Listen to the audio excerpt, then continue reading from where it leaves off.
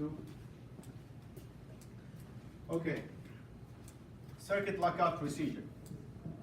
So when you work in an equipment, I want to show you some stuff you should do. And this is actually the code, and you're supposed to do that by law.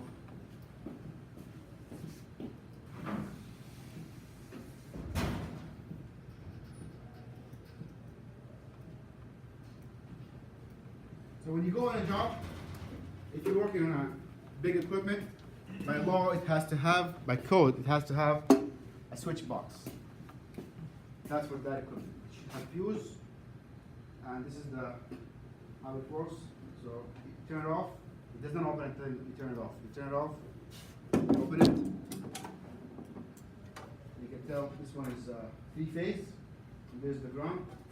So if you work on, you turn it off, and you see this hose, there's a lock. You put a lock on it. That's how important that is. So you close it, you lock it, so nobody will come and turn it on while you're working. And you should put also a note. So invest in some of those tags. These are the locks with the clamps. You can clamp it and tag things and say, put some signs on it. Make sure you inform people that you're working on something, and have them and get a lock with you. Put the lock on the junction box, because it's not going to be closed. It's going to be in the main equipment, and you're going to be working with the thermostat really far away. Somebody will just come, the plumber comes and he turns it on, and yeah, he's not going to do anything. So it's a procedure to lock, shut off the system, and lock and tag. Gfci, ground fault circuit interrupter, that's what we have. Remember this, it's very important. I'm going to ask you that in the quiz. What's a Gfci? You should know what's a Gfci. It's a device that will open the circuit, preventing current flow to the receptacle when a small leak of the ground is detected. How it works? It's a kind of a circuit breaker. Once it's activated, it has a magnet in it, and sometimes it's heat activated, and it will just trip the circuit. It will pop by itself. Did you ever have so many equipment in one circuit? Suddenly you hear the click and the power goes off, and you go to the circuit breaker and you reset it? That's what happened. It has too much circuit. Gfci does the same thing, but not for overload, for a ground. Once the ground has been activated, something is wrong, it will trip. Sometimes they work with heat, and sometimes they work with magnets. So it's Gfci, and you'll see it usually in bathrooms, in garages, in kitchens, wherever water is possible. If you have an outdoor receptacle, probably is going to have a Gfci, because there's rain and it can get wet. So circuit protection. I'm going to add some stuff to that. So voltage is measured in volts. Current is in amps. And resistance is in ohms. So amps and breakers. So most of the circuit breakers are designed by amps. How much flow goes through them. This will control the flow, so you can control what goes into your equipment. So this is probably in your basement or your kitchen or somewhere in the house, and this is the circuit breaker. This is the panel. So the power comes in from the power company into your circuit breaker. Only a licensed electrician is allowed to work with these. And the electrician will put a circuit breaker and put a line all the way to switch, and you can connect your equipment to the switch. But from here to there, it's completely licensed electrician. If you look at these circuit breakers, these are two lines. They're both hot, which means they all have power. 110, 110. And these are here is the ground. This is hot, and this is the neutral. So this will plug into one.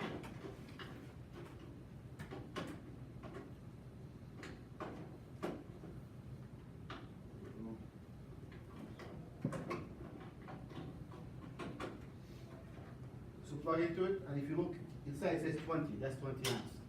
This will trip if you have more than 20 amps. And if you want to have 220. If you notice here, 220 will go through both. We'll have two hard legs. So I'll pass it on the brake so you can cut it. It goes back and forth, and this is 30 amps. The average, the usual circuit breaker in a house for each circuit is how much? 15. 20 is for your garage, and 30 is for your oven, if you have electrical oven. So, if you have 20 amps, you want to size the circuit breaker for the maximum. If one equipment is in particular require a maximum of 10 amps, what do? If you have a circuit breaker that's 20 amps, and the maximum amperage for one equipment in the circuit is going to be 10 amps, what does that mean? If the circuit has 15 amps, it's not gonna. It's gonna trip. Yeah, it's not gonna trip, so it's gonna burn the equipment. So what do? You gotta bring the amps down. No, you can either you change the breaker, or put a new breaker for that equipment. Put it on the circuit. Otherwise, this is not safe. It should be the maximum for the smallest equipment in the circuit. So let's say you have an oven, microwave, and a toaster, and the maximum equipment, the smallest equipment in that circuit is the toaster, and the maximum should go through is 10, and the circuit breaker is 20. If the toaster is broken, if somebody's drawing too much amps, it's not going to trip, so that will burn the toaster. So you design for the smallest one in the circuit. Other methods are the fuses. You can put a fuse in every circuit. Fuse will just melt and you replace it, but you can get annoying to change the fuse all the time. But sometimes we get both fuse and circuit breakers, and I'll tell you why do we use a fuse for circuit breaker. There are differences in how to use it. Usually equipment that has motors can put a fuse in it, because the motor sometimes gets stuck and they draw a lot of power. And if you have a fuse, we're going to burn the fuse every time there's a cycle. Example, when you turn the AC on, don't you feel the power dim? Because it's drawing a lot of power. There's a maximum, there's a spike. If you have a fuse there, every time the compressor will spike, you will burn the fuse. But circuit breaker has more leeway. Okay. Where's my thing?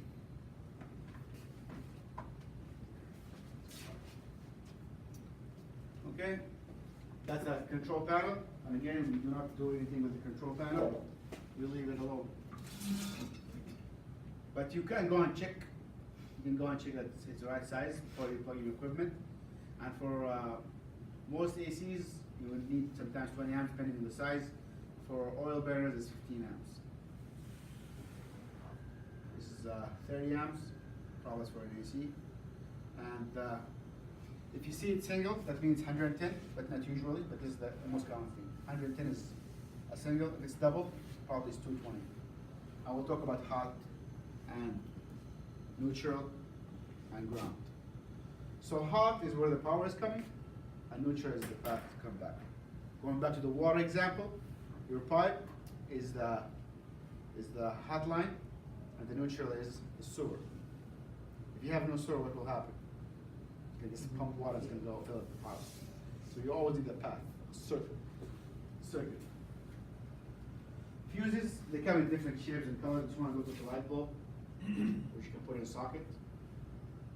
But those are really expensive to change, but you'll see these in power plants and high consumption equipment. Different kind of fuses. Those at least are, some of them are changeable. You can open the top and change the flint inside. What happens is, fuse is made out of metal, usually lead and nickel, something that melts really fast. You can melt it with a cigarette lighter. So current happens to make things hot. If you use your phone for a long time, it's going to get hot. That's the current. When you charge an equipment, it's going to get hot. That's the current going there. So current generates heat, and material and resistance also generate heat, and also generate electrical magnet. We'll talk about that again more in detail. But as we run current through the pipe, it will get hot. I mean, through the circuit, the wire, it will get hot. And if we exceed the amount of heat, this thing will melt and protect the circuit. Current heat melting point. So this is usually says how many amps in it. It's going to be in amps, and you can see a very small thin wire that is designated to melt at that temperature. Usually it's not a lot. So any cable, any wire, any extension cord, if you touch it while it's running, it will be warm. And should be able to take that heat. If it's too hot to touch, something is wrong. It should not be too warm. And this happens all when you have so many cables in one cord. And you run them all at the same time, if issue, it gets really warm, and that's alarming. Because if issue, something will melt, and you might have a spark, and you'll have a fire. Again, remember, most of household fires are electrical. Blackout procedure, place a padlock on the circuit, make sure that it's not, nobody can use it. Disconnect 2 places at least. Remember this, at least 2 switches, not only this one, and the other switch. It's gotta be at least 2 places. So if this will connect to another switch, that switch will connect to your boiler. It cannot be only 1 switch, it has to be 2 switches. So you connect 2 places. Put warning signs everywhere. Inform people around you if there's more than more than one team working in the same project. Make sure that this is energized. Even in the boards in the lab, when you walk, before you energize the entire board, inform people that you're energizing. When you plug in your board, make sure that nobody's around you, nobody's aware that this board is plugged. Because again, wire can get loose, somebody can touch it, and again, it gets zapped. General guidelines. So the codes are usually the national state codes, but again, only licensed electricians are allowed to run those wires through the house. Make sure the power supply is shut off at the distribution and entrance panel. So go find this should be labeled for each breaker. If you live in a good house, probably it's labeled. Otherwise, it's gonna be like, you're gonna have to go shut it off and check out the circuit. Go and check. So, if you run through one that's not labeled, please label it. So shut it off from here, trace the power, make sure it's completely dead. Half power lockout for these. Then I just put a wire or twisting on it. Not a good idea. Keep out from damp surfaces. You will run into boilers where there's leaks. The ground is full of water. Do not step into the water. Do not be afraid to look cowardly or whatever. There's no bravery in that. That's your life. Some people just want to have some kind of macho attitude. Okay, it's okay. You can do it. It's your life. It's your safety. So be careful. There's some water. Make sure there's no power. Go with the voltmeter. Ask for the water to be cleaned first. It's not my job to fix the water. And if the basement is flooded, make sure you cut off all the entire power from the house. Make sure there's no power, no energy, and wear some non-conductive boots. You know, invest in the right equipment. Get some insulated boots just in case there is some current going through it. Be aware when working around the electrical circuits. Even if it's not yours, do not be blinded to other wires around you. You don't know what else is connected. I can show a lot of pictures for really bad wiring jobs, so it looks like a bird's nest. Wires all over the place, there's wire touching a pipe. So be aware and wear gloves, wear long sleeve shirts, and keep the area clean that you're going to work in. And again, test all the wires. Somebody was probably putting a light bulb and they left it and there's a wire dangling or it fell off or something. Do not trust that wire is not live. Only use ground equipment. If you're going to use plug-in equipment like hand drills, make sure they have ground. Do not wear rings, watches, or any jewelry. Again, there's a lot of stories about that. People always forget that are very conductive. Metallic, anything metallic when you're working with close to life electrical circuit. There might be some high voltage somewhere. Your chain or your watch might attract that, might spark it to your watch. Again, your body is highly conductive. Wear shoes with insulating insole, and they have one that are approved for electrical works. Invest in those. They last for a long time. If it's going to be your job, invest in those, probably like 100, 120, but it's gonna last you a lifetime. Completely insulated, steel toe. Steel toe, by the way, is amazing. I can't tell you how many times I dropped a hammer in my shoes. I was thankful it's a steel toe. If you carry equipment, you don't want to like suffer through that. So steel toe are really good. I found ones Timberlands or some good Edwins. They have good safety shoes and they're very, very stable. If there's oil in the ground, that's going to be very slippery. So make sure you have steel toes. Do not use metallic ladders when working near live circuit. So electricians usually use either wood ladder, but they're kind of heavy, but the alternative is fiberglass. They have fiberglass or plastic ladders, so use those.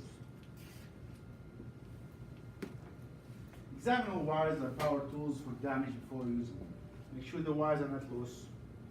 If you go in a job and you find there's a lot of old insulation, it's falling apart, some strands of wire going around, you might want to change those wiring and charge the customer and tell them you're not going to work with this kind of wires. Some wires, I see in a place where the wires have fabric insulation or paper insulation. That's from the 50s or 60s. So you might want to recommend that to be changed because it's a hazard. Sometimes the wires are too old that it's crispy. You don't have to work. You don't want to work with that. And you're doing the customer a favor by changing those. So you can refuse. I'm not working with that. It's some equipment have really short wiring and the strands all over the place. You want to change the wires. When using measuring tools, make sure they are in good conditions. Again, make sure you. I'll show you a multimeter that's really convenient.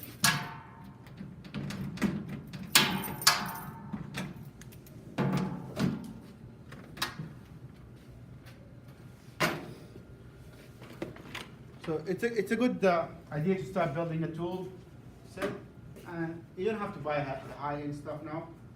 But eventually, if you work for somebody, that will provide you with equipment. I found this multimeter on Amazon. It's like $30. It does all the jobs I need, and we use them here in the shop. The high-end ones are Klein's or Fluke. They're about $300. Again, they're very reliable and they're very accurate. For our jobs, anything simple can do.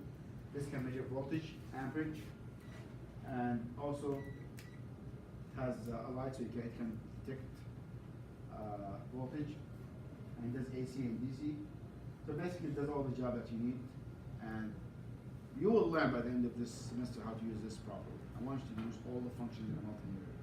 If you get out of this program, one thing is how to use the multimeter properly.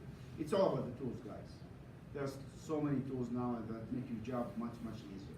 Just knowing how to use it. This will be your best friend in troubleshooting things on site. Discharge capacitors, how? I showed you how. Either use a 10 ohm, 1 kilo ohm resistor. So I keep some in here. That's what they look like. They're very cheap. Buy a bundle of them, like $1 or so. You can get them from Amazon. And keep that discharge capacitor. Make sure you just touch the two terminals, and it should discharge them. Probably Brad will get you through all this kind of stuff, but just want to touch base on it. When helping somebody, as Reiki said, don't kick him. Get a towel or a piece of wood and push him. Do not touch somebody who's being electrocuted, because you're gonna be part of the circuit as well. If you got nothing to do, you run after him, you fucking tackle him down, it's done. You don't touch it, No. because even that last moment you might get stuck. So it's a best way to get like a piece of wood or fabric and just push him or pull him away if you can quickly. And if possible, the first thing you do is go and shut down the power. And hopefully you'll do the safety tour here in the shop so you know where the main panel is. Again, there's two panels. There's one in the shop. There's one for the main building over there. Do not be afraid to turn it off. This will shut the entire building. So if something really went big, go and shut it. Safety first. And there's a panel in the shop that you have to be familiar with. And every equipment here has its own switch and its own plug. So it's pretty safe. Even though it looks sketchy, it's very safe. What's the live circuit again? This is going to be questions for the homework. Probably you find it online. I'll go over it now. What's a live circuit? Circuit has power coming through it. It has energy. It has current. What type of voltage will you encounter as an HVAC technician? 24 volts, 110, 220, up to 10,000 volts. So we will work with a lot of voltage. When do you get electrical shock? When you become part of the circuit. Give an example of being electrocuted, touching a live wire while you're touching the ground, or touching a live wire with one hand and a ground with the other hand. Would you get injured if you touch a live wire with your index and your thumb is touching the ground? Yeah. You might not die, but you will get injured. What about if you touch a live wire while standing on a wet ground? You will get injured for sure. What is the standard applied in the US for electrical installation? What is it called? NEC, National Electric Code. So, when in doubt, always consult with the National Electric Code. It get updated, I think biannually, so always check with that. Think safety first. Gotta be safe and sorry again. A lot of people go and take risks just because of the macho attitude. I can do it. Come on, I don't need gloves. No, it's your life and some other people's lives. So be careful, be safe, and again, yeah, like, yeah. Also, think of safety equipment. A lot of people who come here after 20 years in the field, they all had knee surgery. Why? Kneeling. You get excited, you kneel on the ground, your knees were not designed for you to stand on. So invest in good knee pads. They're really inexpensive. I have few here, you can borrow them. You don't feel like wearing knee pads, put something foam, something soft on your knees, because after a while you're going to damage your knee over the years. And when you're young, it's not a big deal, but it will happen eventually. You will have bad knees just from kneeling for a long time. You do not realize how long you're staying there. You get excited, you're on your knees for like an hour or so. Over time, it's going to damage your knee. So be safe. Good proper gloves. Cuts will accumulate. Your fingers will get sore if you do twist the wire with your fingers. Use pliers. And Brad in the lab will show you some good practice. Question. Piece of advice I have: stretching. Huh? Stretching. Yeah? For your knees, yes. Okay. Knees and legs. I didn't know about that. I'm not that old, but I've Yeah. been doing this kind of stuff for 10 years, and Yeah. it helps me. So stretching, that's a good idea. And another piece of advice, if you're having a bad day, you might want to just call it quits. Like sometimes you're having a bad day and it's just frustrating, and Bill used to say all the time, when I get frustrated, I go out and take a walk and take a breath and my brain goes back. So if it gets frustrating, and it will get at some point. Be patient, take a break and come back. Being persistent sometimes is not a good idea. Just take 5 minutes break and come back to it again. And sometimes very, very simple issues can be frustrating.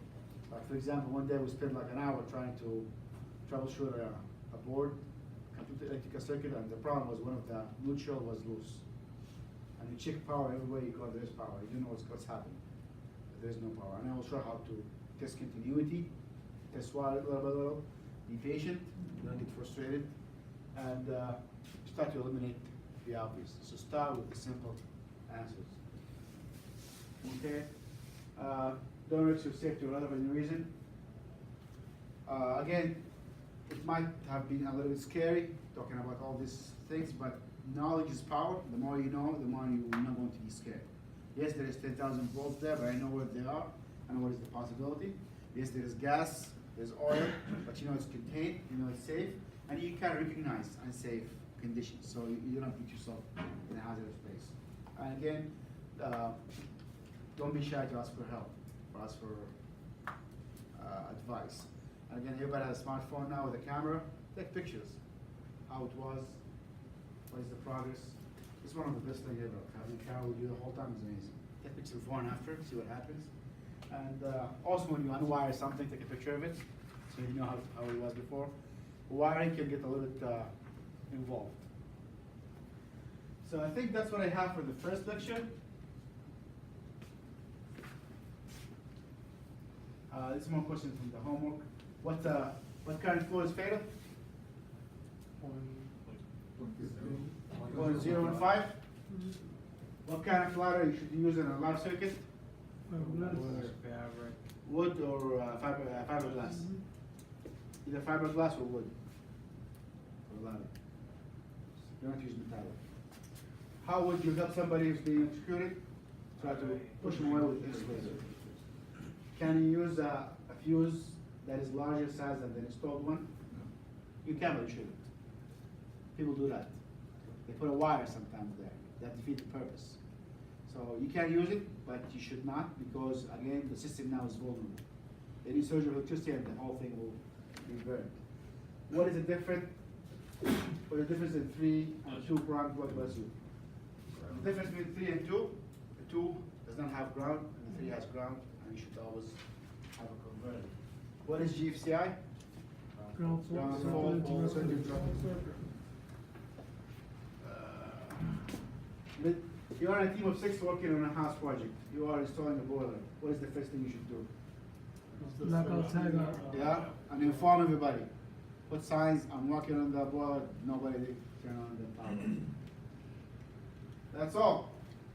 Just out for the lecture, or was it?